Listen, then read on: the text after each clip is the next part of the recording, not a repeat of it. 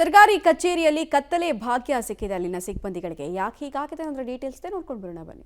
ಕಗ್ಗತ್ತಲಲ್ಲಿ ಮುಳುಗಿದ ಸರ್ಕಾರಿ ಕಚೇರಿ. ಕಳೆದ 4 ದಿನಗಳಿಂದ ಇಲ್ಲ ಕರೆಂಟ್. ಮೊಬೈಲ್ ಟಾರ್ಚ್ ಹಿಡಿದು ಕೆಲಸ ಕಾರ್ಯ. ಹೌದು, ಧಾರವಾಡ ನಗರದ ಭೂ ದಾಖಲೆಗಳ ಸಹಾಯಕ ನಿರ್ದೇಶಕರ ನಗರ ಮಾಪನ ಕಚೇರಿಯಲ್ಲಿ ಕಳೆದ 4 ದಿನಗಳಿಂದ ವಿದ್ಯುತ್ ಸಂಪರ್ಕ ಇಲ್ಲ. ಕರೆಂಟ್ ಸಂಪರ್ಕ ಇಲ್ಲದ ಕಾರಣ ಇಲ್ಲಿನ ಸಿಬ್ಬಂದಿ ಮೊಬೈಲ್ ಟಾರ್ಚ್ ಹಿಡಿದು ತಮ್ಮ ಕೆಲಸ ಕಾರ್ಯ ಮಾಡುತ್ತಿದ್ದಾರೆ. ಇನ್ನು ನಿತ್ಯ ತಮ್ಮ ವೈಯಕ್ತಿಕ ದಾಖಲೆ ಪಡೆಯಲು ಬರೋ ಸಾವಿರಾರು ಜನರು ದಾಖಲೆ ಸಿಗದೆ ಪರದಾಟ ನಡೆಸಿದ್ದಾರೆ. ಇಲ್ಲಿ ನಾವು ಸಿಟಿ ಸರ್ವೆ ಆಫೀಸಿಗೆ ಉತ್ತಾರ ತಕ್ಕೊಳಕ್ ಬಂದ್ವಿ. 3 ದಿನ ಆಯ್ತು ಕರೆಂಟ್ ಇಲ್ಲ ಅನ್ನಕತ್ತಾರ. ಸಿಬ್ಬಂದಿ ಕೇಳಿದ್ರೆ ತಾಂತ್ರಿಕ ದೋಷ ಅಂತ ಹೇಳಕತ್ತಾರ. ತಮ್ಮ ಮೊಬೈಲ್ ಟಾರ್ಚ್ ಹಿಡಿದು ಕೆಲಸ ಮಾಡಕತ್ತಾರ. ಕೇಳಿದ್ರೆ ಇಲ್ಲಿ ಸಿಟಿ ಸರ್ವೆದಾಗ ತಾಂತ್ರಿಕ ದೋಷ ಆಗೈತೆ ಅಂತ ಹೇಳಕತ್ತಾರ. ಸ್ವಲ್ಪ ಸರ್ಕಾರ ಎಲ್ಲಾ ಕಡೆ ಉಚಿತ ವಿದ್ಯುತ್ ಕೊಟ್ಟರು ಇತ್ತ ಕಡೆ ಒಂದ್ ಸ್ವಲ್ಪ ಗಮನ ಹರಿಸಬೇಕು ಸರ್ಕಾರಿ ಕಚೇರಿ ಕಡೆ ಅಂತ ಕೇಳ್ಕೊಳಕ್ ವಿನಂತಿ ಮಾಡಿ.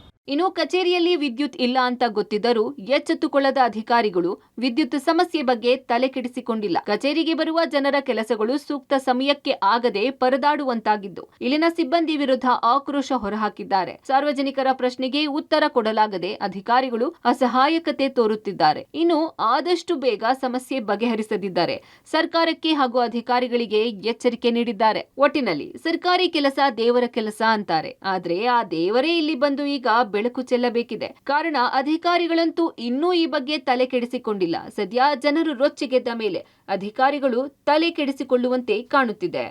ಜಾವಿದಾ ಧೋನಿ, ಪಬ್ಲಿಕ್ ಟಿವಿ, ಧಾರವಾಡ.